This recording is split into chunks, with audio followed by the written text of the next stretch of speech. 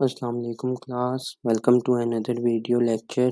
आज की वीडियो में हम जिस टॉपिक पर बात करेंगे वो होगा इनर्ट गैस कंडेंसेशन या फिर इसको हम physical vapour deposition technique for the synthesis of nano particle भी कह सकते हैं। सबसे पहले अगर हम बात कर लें इसकी अप्रोच की, तो बेसिकली ये एक बॉटम अप अप्रोच है for the preparation of nano structures. ठीक है क्लास। अच्छा, अब अगर इसकी थोड़ी-सी बेसिक कंस्ट्रक्शन पे मैं बात कर लूँ, तो बेसिकली सबसे पहले हम एक इवेपोरेशन चेंबर लेते हैं या जिसको हम मेन चेंबर भी बोलते हैं, जो कि आप अपनी स्क्रीन पे देख सकते हैं। ठीक है?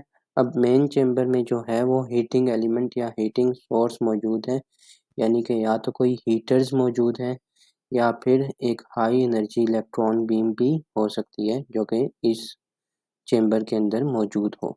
ठीक है? अच्छा, अब इस हीटिंग एलिमेंट का काम क्या होता है कि हमारे पास हमारा जो टारगेट मटेरियल है वो भी इसी चेंबर के अंदर मौजूद होता है। और आप देख सकते हैं यहाँ पे मैंने कुछ डॉट्स बनाए हुए हैं डार्क ग्रीन कलर से, जो कि इवेपोरेटेड मटेरियल को जो है वो रिप्रेजेंट कर रहे हैं।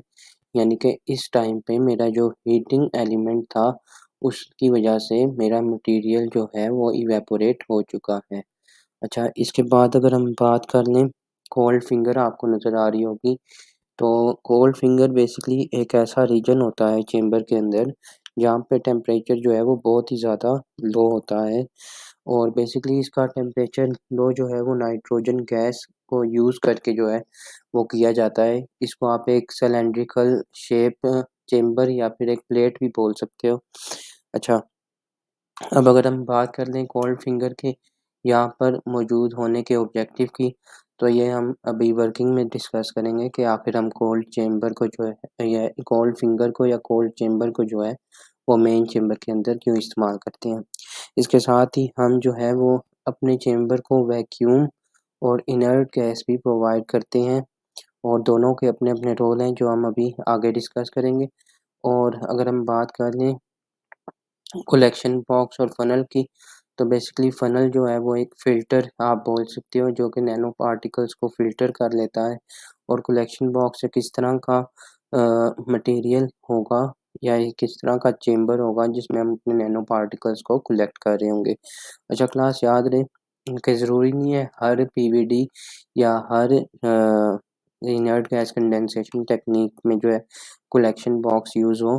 बेसिकली कलेक्शन बॉक्स जो है वो कलेक्शन के लिए तो यूज़ किया ही जाता है नैनो पार्टिकल के, लेकिन अगर हम कलेक्शन बॉक्स को यूज़ नहीं करते in physical vapour deposition technique तो भी कोई मसला नहीं होता, क्योंकि हमारे पास जो है वो कलेक्शन के 3 स्टेजेस या फिर 3 जो है प्रेफ़रेंस प्लेसेस हैं वो मौजूद होते हैं। प्रेफ़रेंस प्लेसेस से मुराद 3 ऐसी जगहें हैं जहाँ पे हम अपने नैनो पार्टिकल्स को कलेक्ट कर सकते हैं।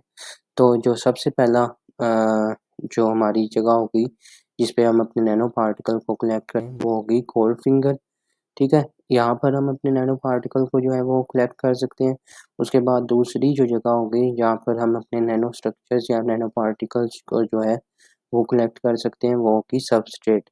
बेसिकली सबस्ट्रेट आपको याद होगा अगर आप लोगों ने केमिकल वेपर डिपोज़िशन की टेक्निक पढ़ी हुई है, तो मैंने कहा था कि हम जो है वो सबस्ट्रेट की कोटिंग कर देते हैं by using any chemical compound before converting it into nano structure. यानी कि नैनो स्ट्रक्चर में भी एट अ टाइम हम जो है वो कन्वर्ट करते हैं किसी केमिकल कंपाउंड को, और उसके बाद हम ना सिर्फ उसको कन्वर्ट करते हैं किसी बल्क मटेरियल को नैनो मटेरियल में, बल्कि उसकी कोटिंग भी कर देते हैं। तो सबस्ट्रेट से जो मुराद है वो बेसिकली जब हम सबस्ट्रेट पे नैनो स्ट्रक्चर को जो है वो कलेक्ट करते हैं, तो या तो हम उसकी कोटिंग कर रहे होते हैं या फिर हम थिन फिल्म्स की प्रिपरेशन करते हैं।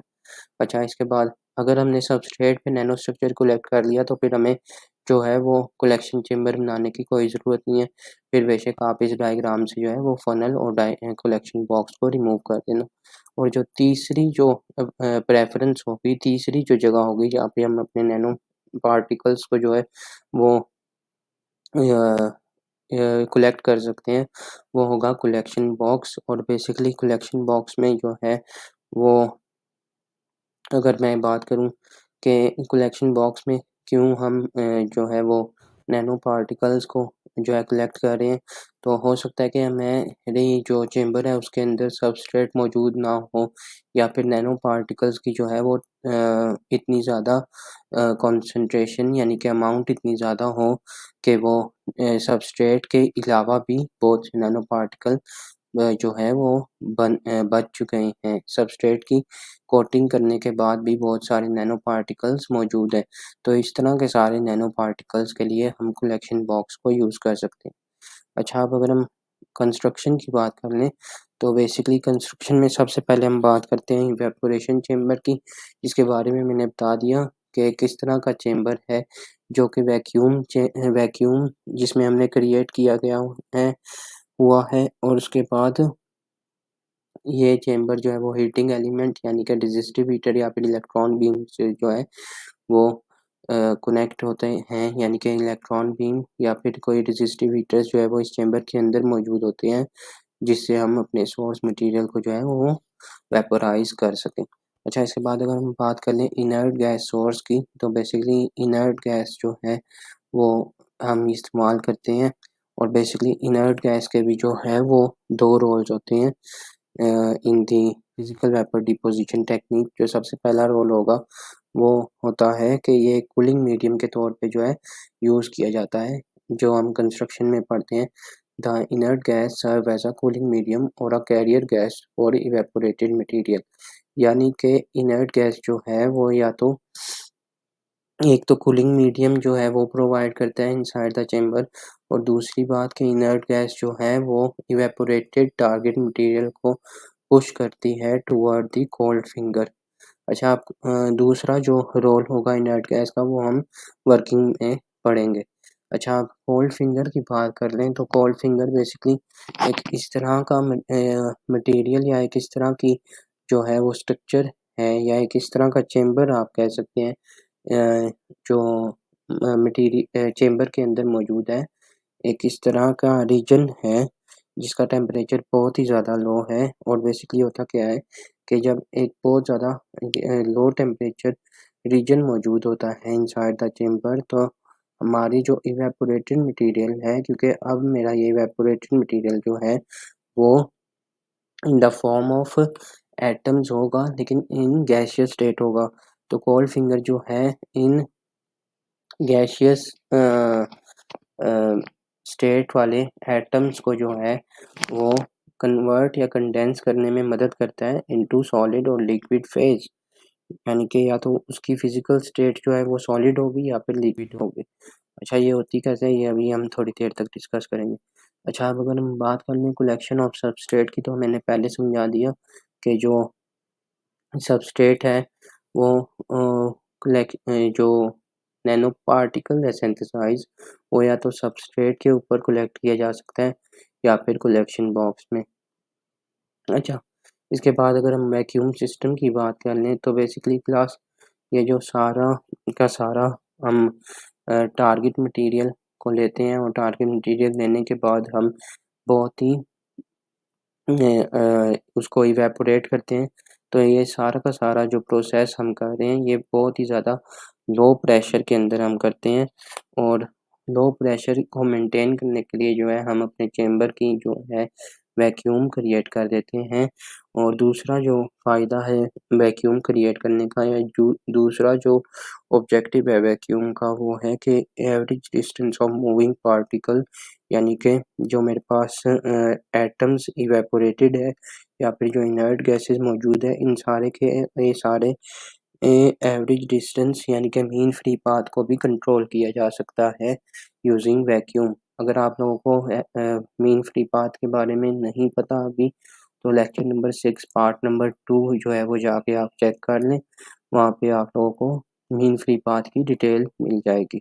अच्छा, इसके बाद अगर हम बात कर लें वर्किंग के ऊपर, तो बेसिकली इवेपोरेशन मैंने बता दिया कि जो मेरा टारगेट मटेरियल है उसके ऊपर जो है हीटिंग एलिमेंट इस तरह से अप्लाई किए जाते हैं, यानी कि या तो कोई इलेक्ट्रॉन बीम या कोई हीटर इस तरह से उसका टेम्परेचर रेज़ करते हैं कि वो उसकी जो गैस स्टेट है, फिज़िकल स्टेट, वो गैसियस स्टेट के अंदर कन्वर्ट हो जाती है।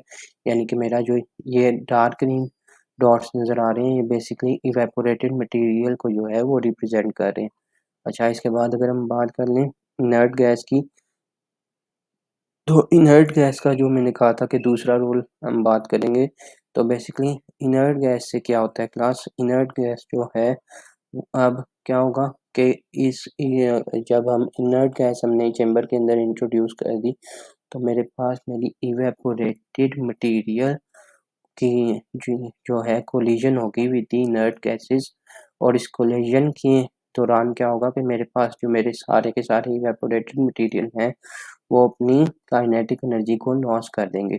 अब क्योंकि मेरी इवेपोरेटेड एटम्स ने अपनी जो काइनेटिक एनर्जी थी उनको लॉस कर दिया, तो उसके बाद क्या होगा, ये सारे के सारे एक कलेक्शन या एक क्लस्टर की फॉर्म में जो है जमा हो जाएंगे ऑन द कोल्ड फिंगर। यही जो एक दूसरा ऑब्जेक्टिव था इनर्ट गैसेस को यूज़ करने का इनसाइड द चेंबर, वो यही था कि it helps in the formation of cluster of evaporated material. और अब जब ये सारे के सारे इवेपोरेटेड मटेरियल ने क्लस्टर की फॉर्मेशन कर ली, तो उसके बाद ये जो हैं वो कंडेंसेशन के लिए जो है कोल्ड फिंगर के ऊपर जो है वो कलेक्ट हो जाते हैं, या कह लेंगे जमा हो जाते हैं, जिससे जो है इनकी कंडेंसेशन स्टार्ट हो जाती है।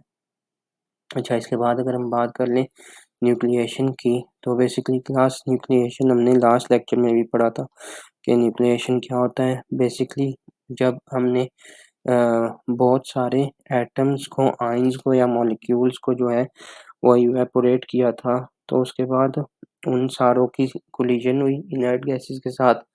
अब उस कोलिजन के नतीजे में जो है कलेक्शन ऑफ एटम्स, आयन और molecule at the initial stage, यानी कि शुरू के स्टेजेस में जो कलेक्शन हुई या क्लस्टर की फॉर्मेशन हुई किसी भी इवेपोरेटेड मटेरियल की, उसने जो है नैनो पार्टिकल की फॉर्मेशन स्टार्ट कर दी, और वो एक ग्रोइंग सीड जो है वो साबित हो सकता है, एक ऐसा बीज साबित हो सकता है जो कि मज़ीद ग्रोथ कर दे नैनो पार्टिकल्स की।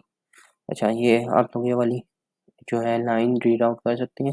As evaporated atom collide with inert gas, atom they lose kinetic energy and begin to cluster and forming nuclei. These nuclei grow into nanoparticles as more atoms condense onto them. Nucleation refers to process where small number of atoms, molecules, ions come together to form a stable cluster, and when they serve as seed for further growth. ठीक है। अच्छा, इसके बाद अगर हम बात कर लें कोल्ड फिंगर की, तो कोल्ड फिंगर का जो है वो मैंने रोल आपको पहले बता दिए कि कोल्ड फिंगर जो है एक इस तरह का जोन होता है या एक इस तरह का जो है रीजन होता है जहाँ पर जो है नैनो पार्टिकल्स कंडेंस किए हुए जो है वो किए जाते हैं, यानी कि एक इस तरह का सरफेस प्रोवाइड करते हैं जहाँ पे नैनो पार्टिकल्स जो है वो कंडेंसेशन स्टार्ट कर सकें। और इनर्ट गैसेज जो हैं वो भी नैनो पार्टिकल्स को जो है वो टेम्परेचर कूल करने के लिए यूज़ की जाती हैं, जो कि हमने पहले रोल में पढ़ा था कंस्ट्रक्शन में कि इनर्ट गैसेज जो हैं वो cooling medium, as a cooling medium जो है वो रोल प्ले करती हैं फॉर द नैनो पार्टिकल्स। अच्छा, अब अगर हम एक बार बात कर लें कलेक्शन ऑफ नैनो पार्टिकल की, तो मैंने पहले बताया कि नैनो पार्टिकल्स की जो कलेक्शन है वो 3 जगह पर हो सकती है, on the cold finger or on the substrate or on the collection box. The nanoparticles are collected on the substrate placed within chamber. The substrate on which nanoparticles are collected is typically placed on or near the cold finger.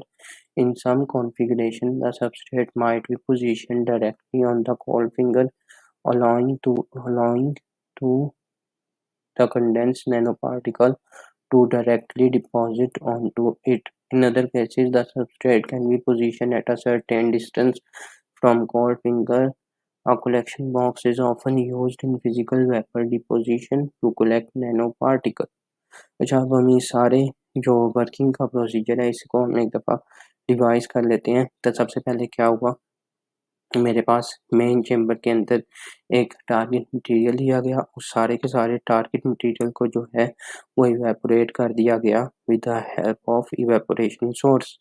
ठीक है, अब at this time evaporated materials का जो temperature है वो बहुत ही ज़्यादा high होगा बिकॉज ऑफ हीटिंग प्रोसीजर। अच्छा, अब हीटिंग होगी इवेपोरेटेड मटेरियल की। इसके बाद सेकंड स्टेप क्या है कि मेरे पास जो है वो इनर्ट गैसेस इंट्रोड्यूस कर दी गई इन दी चेम्बर।